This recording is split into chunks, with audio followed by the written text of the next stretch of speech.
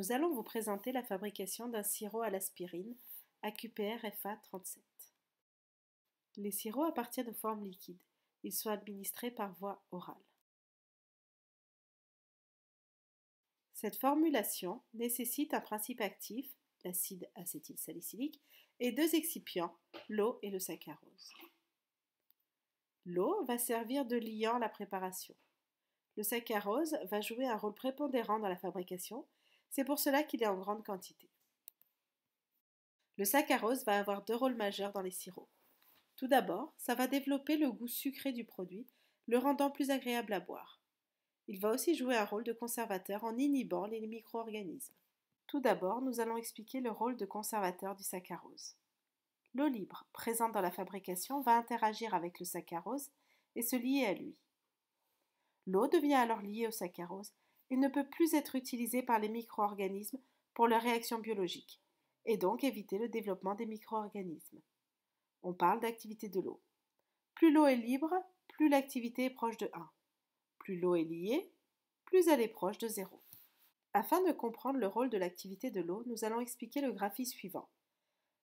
Vitesse de détérioration des aliments en fonction de l'activité de l'eau.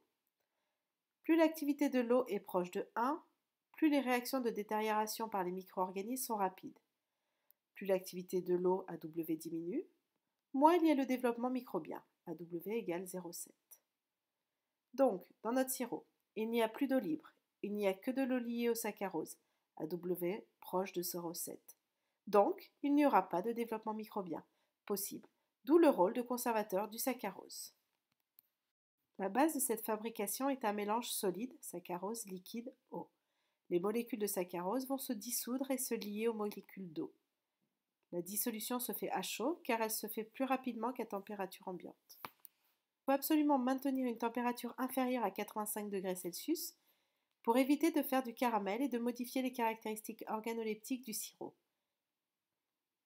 L'agitation doit être maintenue constamment pour assurer une dissolution homogène et efficace. Voici la vidéo de démonstration.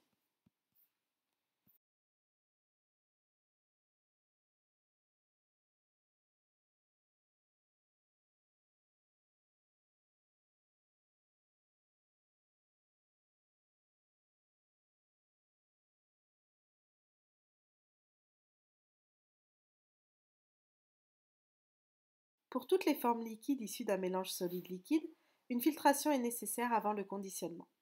Ce type de filtration est une filtration frontale. Cela permet d'éliminer les résidus solides, mais aussi d'obtenir un produit limpide, exempt d'impuretés, poussière, cristaux ou autres.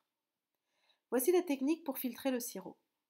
Un filtre plissé ou charlotte, est déposé au-dessus d'un contenant.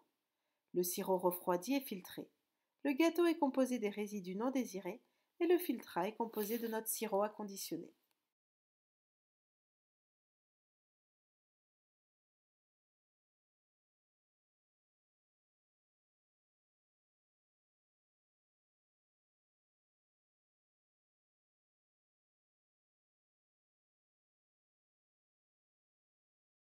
Voici le sirop à l'aspirine conditionné et étiqueté. Bonne fabrication!